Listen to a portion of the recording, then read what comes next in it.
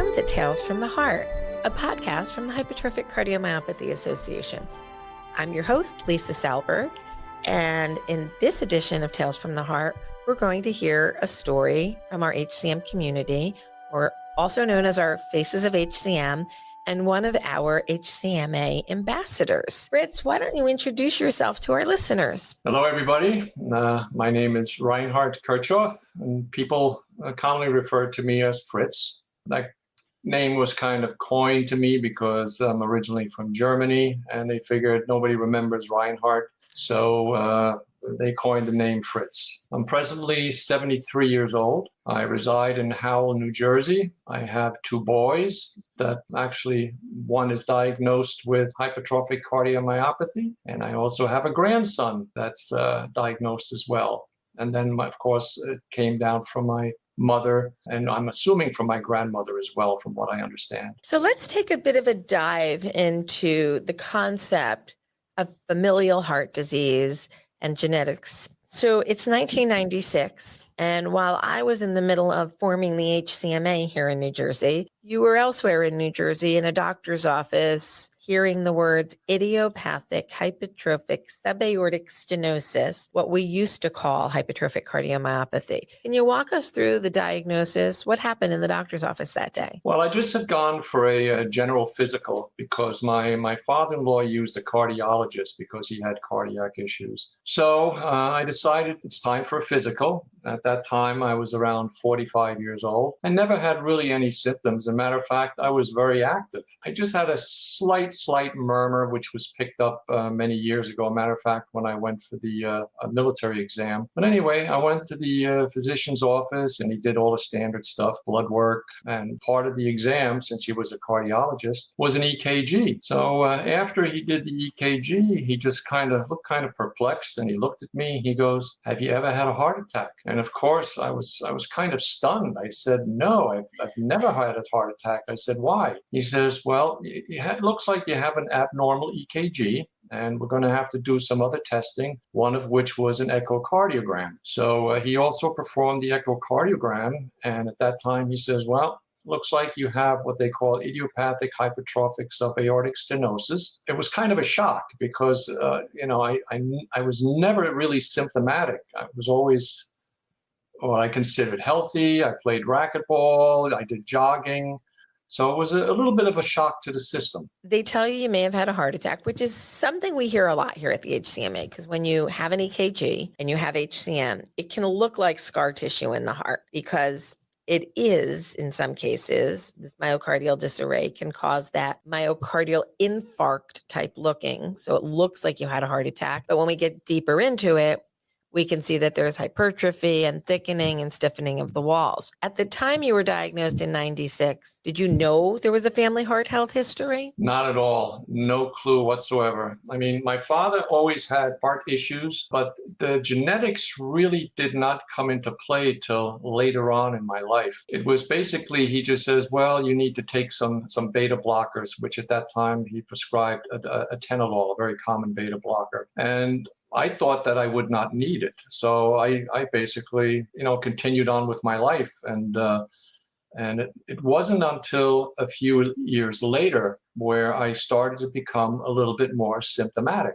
And that's kind of when it kind of started to snowball and go downhill from there. So what kind of symptoms were you encountering? Well, later on in life, I started, especially when I went to sleep at night, like a pounding heartbeat. It was just pounding. And then I went to saw another doctor, and he says, "Well, you really need to start to take beta blockers to kind of relax the heart a little bit so it pumps more efficiently." And I started with the beta blockers. So Fritz, when did you first experience genetic testing? My genetic testing was in 2007. I was at 56 years old. At that time, genetic testing was rather expensive, but I received a grant from one of the physicians at Hackensack University to do the genetic test. And it came out positive for the MYBPC3 gene. And that was basically 11 years after I was originally diagnosed. So then you had the opportunity, your parents were still living, and you had the opportunity to ask them to get genetic testing. And that was a little bit of a challenge back in that day to get that generation to embrace something like genetic testing, but you did it. Who ended up being genetically positive? Your mom, right? Yeah, well, after my genetic test, the first thing I did was they recommended that I get my sons tested. And I had both of them tested. And it's weird how the 50% rule came out because one son had it and the other one didn't. So then it was a chore to try to get my parents to be tested. And talking to them was a little bit like trying to talk to a rock. I mean, they just did not want to be involved in it at all. And I always thought it was my dad because my dad always had cardiac issues. And I figured, gee, it had to come up from my father's side. And also his sister, my father's sister, at about the age of 40, died of sudden cardiac arrest. She had gotten up, she got up out of bed one morning and just stood up and dropped dead. So I figured for sure it was my father. So I finally convinced them. My father was not the gene carrier, it was my mother. So she was positive. And I also found out my mother had two sisters.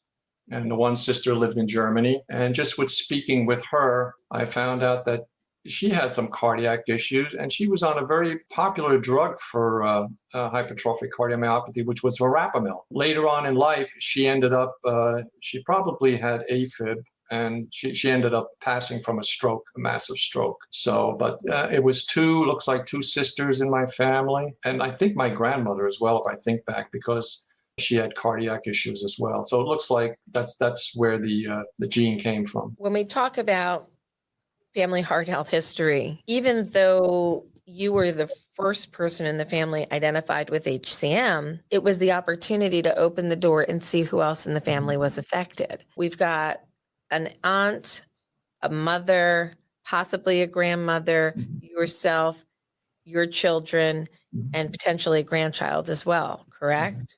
Yes. So this is an opportunity for us to shine a light on the importance of talking about family heart health history. You didn't know there was a problem until something was triggered in a clinical evaluation, and now you have the opportunity to diagnose and manage your own condition. I know you've been through a lot in the 28 years since your diagnosis, and I'm sure we can talk for hours and hours upon all the things that you've been through.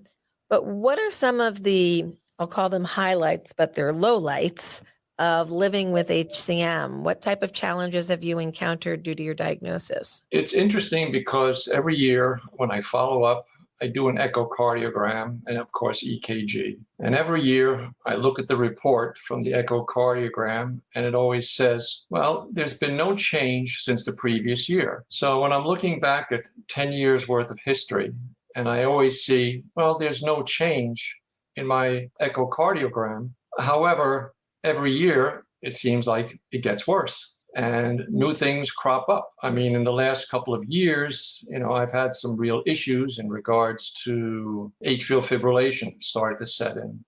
10 years ago, I would start with AFib that would last for an hour and I would self-convert. And then a year later, it might be 2 hours and then self-convert.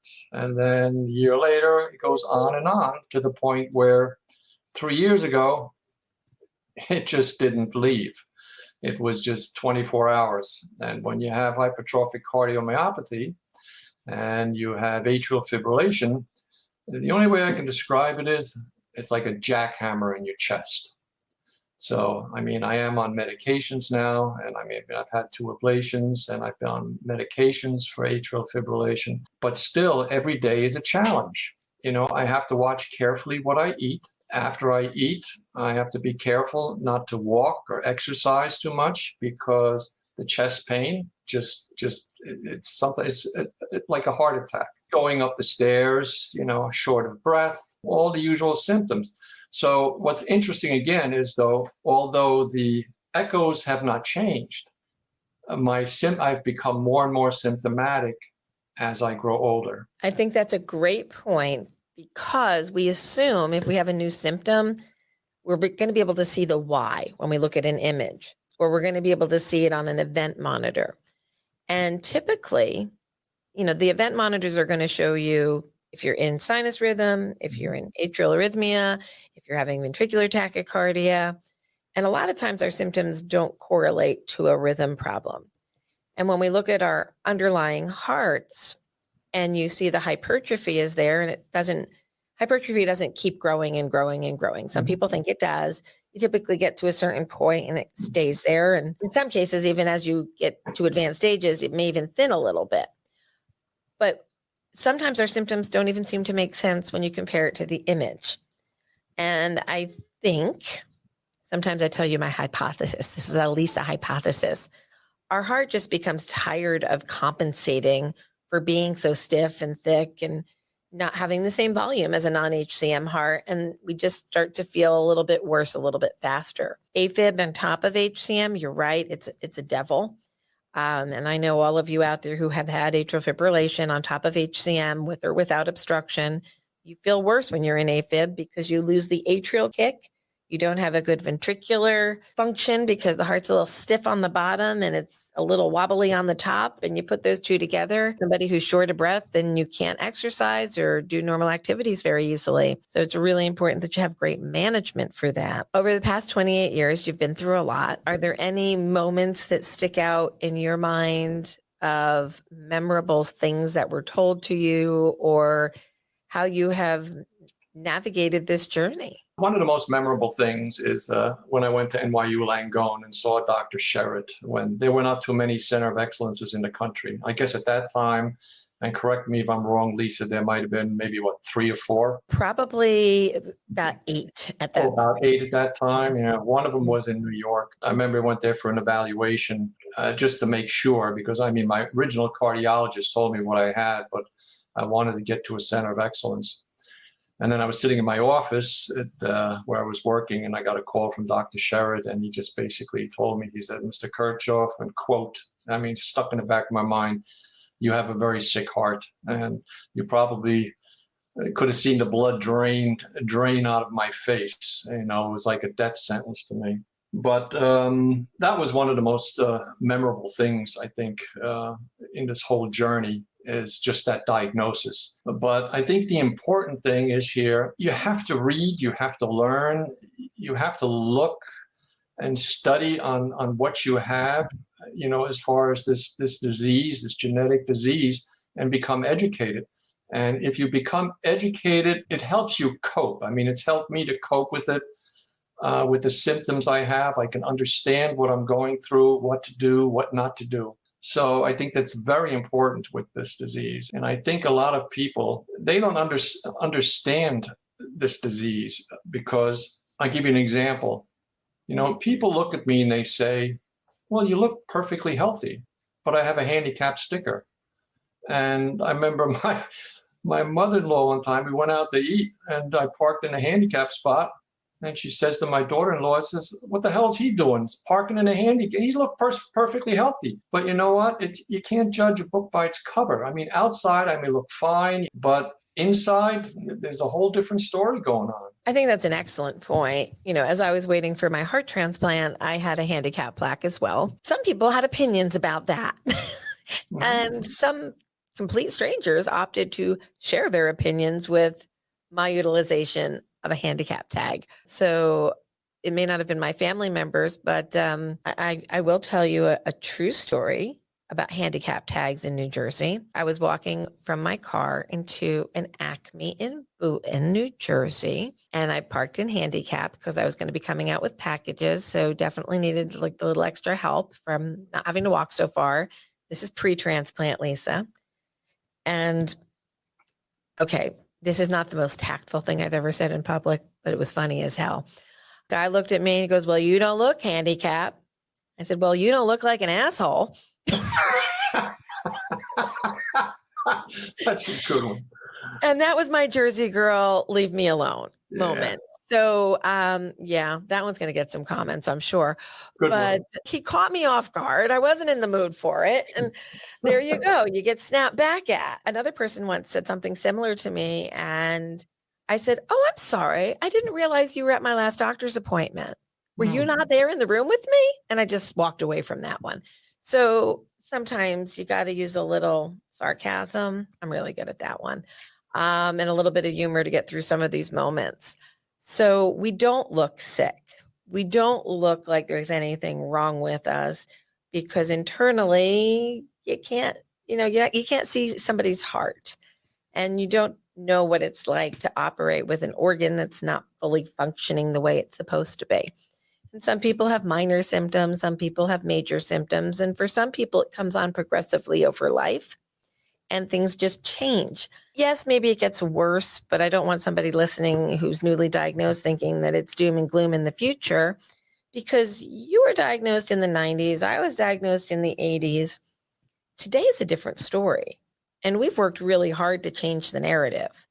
We want people to understand things better, but we also have new technology, better diagnostics, earlier ability to see disease and treat it more effectively. We have new labeled indication drugs that are just for us, myosin inhibitors, great concept, but they're not for everybody yet in HCM, but for some. And we're better at managing and predicting not only atrial fibrillation, but ventricular arrhythmias. So implantable defibrillators, anticoagulation, heart rate lowering medication. There's so many options for people today, but you got to know your anatomy. You got to know your risk profile and you've got to get to an expert. What would you say to somebody who is diagnosed today? I mean, I did a speech to a captive audience of, I guess, roughly around 13 or 1,500 people over the course of a couple of days, just trying to educate them on hypertrophic cardiomyopathy. And one of the interesting things that I went away from this was that I made the comment that, at least 1 out of 250 people may have this conditions. And it was surprising to me that at the end of these sessions, there were actually people that came up to me and said, geez, my such and such has HCM or I've been diagnosed with it. So, I mean, when you think about 1 in 250, it's quite plausible. I mean, I had very good reaction. People actually said to me, thank you so much for bringing this to our attention because it's not well known. That's one of my goals is really as an ambassador. I would say it's not the end of the world. There are many medications available. Go to a center of excellence. That is your best option. I mean, I've been through countless doctors and, and they think they know everything about HCM. Well, surprise, they don't. So you need to get to a center of excellence where people are experienced with this disease. They know the proper treatment for it. They can help you. And I think you can live a long and fruitful life. I mean, my mother lived to 92 and she had hypertrophic cardiomyopathy. I love our octogenarians and beyond with HCM. We have many of them today. And I think that's a really important concept. You think about HCM and you think sudden death in athletes, you think, transplants in their 40s and 50s. That's the minority of the population. So many people live long, high functioning lives with HCM today. If we think about what we're doing today, what we can do in 5 and 10 years is even that much better. One of my favorite client comments to me many years ago, a woman called me up and said, I had my myectomy like a year ago and I'm only able to get back to work 3 days a week. And I want to go back full time. She sounded a little bit older on the phone. And I'm like, okay, well, how old are you? And she told me age didn't matter. So I'm like, oh, we got a feisty one here. And I asked her how long she'd been doing the job she was doing. And she had been doing the same job for 45 years. And I'm like doing the math. I'm like 45. Okay, if you started at 20, that makes you, 65, not old. But then she explained to me her career path and I'm doing the math. And I'm like, I'm well into my 80s here by my calculations. I'm like, honey, how old are you? And she's working 3 days a week and she just had heart surgery. She was 93 years old and she wanted to work 5 days a week. I'm like, girlfriend, chill out. Like, don't work your entire life, but that's what she wanted to do. She ended up staying on the 3-day week. And I think she passed at the age of 97. She wins. And she did this with an HCM heart that needed surgery in her 90s. So you can live a long life. You can live the kind of life you want to live to a certain extent. You can't maybe do everything you dreamed of. I thought I'd be a marathon runner after my transplant. My knees and my ankles laughed at me and told me I was wrong. But you can do what you can do. And you can try to push the envelope a little bit if you're doing it with managed care at an HCM center. Today, Fritz, you're not in atrial fibrillation right now, correct? Yay. Yay. So you've had a couple of ablations, you're on medication. What else is involved in your daily therapy? I'm not an AFib. I just take my medication, which I'm supposed to take. I do have some issues that crop up, but I manage them, like the chest pain, stuff like that. So I know, as I said earlier, if I eat a heavy meal, don't go walking the dog. It doesn't work. So, a matter of fact, if I do yard work or anything like that, I'll do everything before I eat breakfast. I'll just keep properly hydrated, drink water, properly hydrated, and I'll do my work. And I used to mow the lawn and everything like that. But like I said, if I have a meal, breakfast or something like that, I have an English muffin or a couple of English muffins or pizza or something in the evening, don't go walking, don't do any kind of working, even walking up and down the stairs. There have been times where after dinner, I'm watching the news and I said, well, I got to put the washing downstairs. So I run downstairs and I run back upstairs and then I sit there and then I just feel the pain coming on. I said, okay, stupid, you know what you did. And you are not a candidate for an implantable defibrillator, correct? Well, I've had 3 of them. Oh, you have. You forgot that part. No, I'm on my 3rd one. The first one was in 2003 because I had some non-sustained ventricular tachycardia. At first I said, oh God, this is the end of the world. They're putting in a device in me and everything. So, but anyway, I had it done and it wasn't really no big deal. I read all these comments on the web. They're saying, oh, they want to put a ICD in and I'm scared and I'm terrified and everything. It's the best safety device you can have. And after you have it for a while, you don't even know you have it anymore. It just becomes part of your anatomy. I was speaking to a young man this week who's he's going to get a first device at 17. And, that's a lot for any 17-year-old. It's a lot for anybody. And I'm like, believe it or not, at like 6 months, you're going to forget that it's there. Yeah. And he kind of looked at me like I was full of it. And I hope his family has him listen to the podcast and he can hear from somebody else that once it's in, okay, it hurts a little bit and it's in, and then you get on with your life. It's not something you think about every day. Would that be a correct statement for you? Oh, absolutely. It becomes part of your anatomy. You don't even know it's there. And it's helped me. Fortunately, I've never been kicked in the chest with like a mule, so it's never gone off, but it's a safety device in case I do have an event, a cardiac event, it's there. And with the beta blockers, beta blockers tend to reduce your heart rate. They give you bradycardia. So I basically pace now at 65. So if my heart rate drops below 65, it stays at 65. If it goes above that, well, then my heart pacemaker takes over. I'm paced about 98% right now. As a matter of fact, you mentioned about the little bit of pain, a Tylenol, if that. It's not bad. And the last one I had put in, believe it or not, I wasn't even put out totally. It was just with some happy juice. I was awake. And I kept commenting to the doctor. I says, what the hell are you doing? It sounds like you're excavating over here, tugging and pulling. But it wasn't bad. It wasn't bad. It wasn't bad at all. A couple of Tylenols and you're good to go. I had multiple devices in my HCM experience. I think 5 or 6 devices over my life. And I can remember the 2nd or 3rd ICD that I had. I got into the hospital for the replacement at 6 a.m. and I was home on our old message board, which will date this.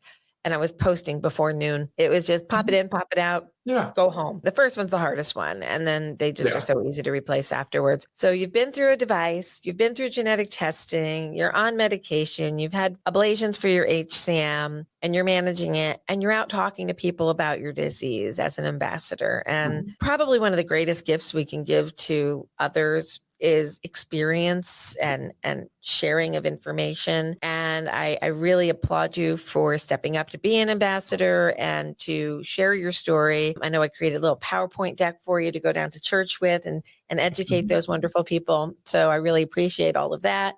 And we look forward to you doing more and getting some other people involved and getting out into their grassroots community, talking to people about HCM. What you mentioned earlier about talking to a large group of people and then ding, ding, ding, it starts firing for them all. I've been in that situation many a time. I remember once I was speaking at a meeting for the FDA about clinical trial design. And I was talking about HCM, and I'm looking in the audience and I see a couple of very scared looking faces looking at me like, wait a minute. 3 people in that audience, there was like 700 people on this event. 3 people came up to me and said that they either had HCM themselves or a family member had HCM or they were currently being screened for it. And you get them in every audience because we are everybody. We are everywhere. We do hold all kinds of jobs. We are all over the place. And you go into the mall and you look at people, you pass somebody with HCM, whether they know it or not. You go shopping, you go on a plane. There's probably somebody else on the plane too, right? So we're not that uncommon. We're here. We can be managed. And we're building more and more centers so more and more people can get close to home care. And if they can't, they can do something like the Lori Fund. If they financially qualify, HCMA will help them get to a doctor. We'll pay up to $600 a year in travel expenses to make sure that you're getting the best care possible. We want nobody to feel left out. We want everybody to be able to get to HCMA recognized Center of Excellence level care. You've seen how much that's changed over 26, 28 years. I don't remember the first time that I met you, but it has to be like 97, 98 if I had to guess. Yeah. It's been a long time. We've come a long way. Yeah. We've grown as an organization. Thankfully, the HCMA has always been there for me. Yeah, we're kind of well timed on that one. We came in at the same time. But just a couple of last comments. You know, you mentioned like you find people with HCM in the weirdest places. The church I belong to, there's a deacon that is right across the street from me. We're good friends. I mean, we have known him for 25 years.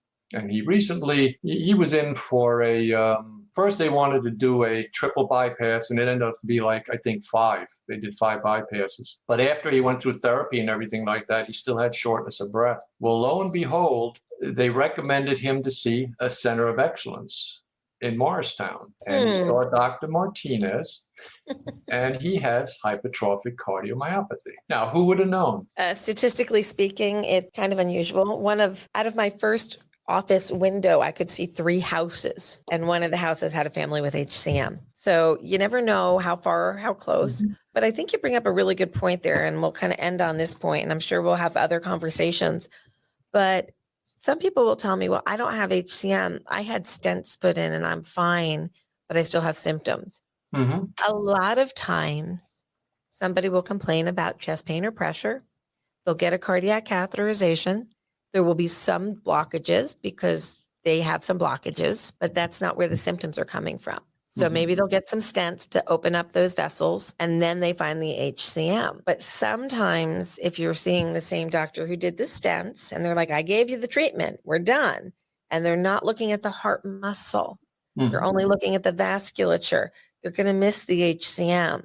So if you're still having symptoms after stents, please see a cardiologist who specializes in non-invasive imaging. So good echo, good MRI. Let's get some good pictures of the muscle and measure it and see what's going on. We know that you can have coronary artery disease and hypertrophic cardiomyopathy. And that's one of the other reasons it's really important to know your family heart health history and get the right therapies for you at that time. And on that note, Fritz, I'm going to say thank you so much for joining us for Tales from the Heart. Thanks to the sponsors of Tales from the Heart for allowing us to share these amazing stories.